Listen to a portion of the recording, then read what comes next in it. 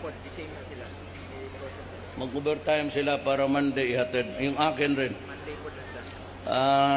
Ihatid ko sa inyo Monday. Lunes, 15,000 per family. Tapos, tignan mo. Kawawa itong mga kababayan. Mahirap talaga. Yung yung building material siguro.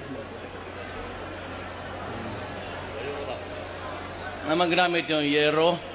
Yero ang ginagamit yung atip. Subukan ko magpadala dito. Pati kahoy. May kahoy pa kayo dito?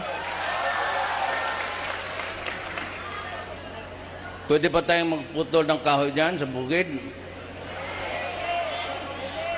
Pwede para pambahay lang. Hindi pang negosyo, ha? Hindi pang laging yan. Iwan ninyo yan sa mga anak ninyo yung kahoy na titira. So, magpadala ko ng mga yero dito. Alam ko man ang ilang ang nasunugan. Bigyan mo lang ako ng July. The whole month of July. Pakumpleto ko yan. Magpadala ako.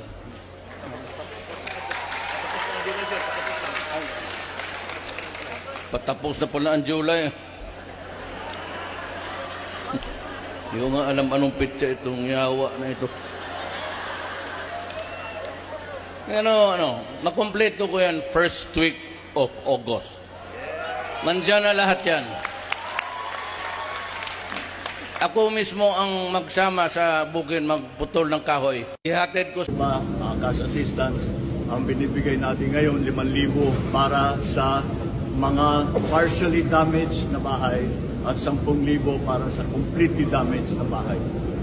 Para meron silang nagamit para makapagtayo na naman sila ulit ng bahay.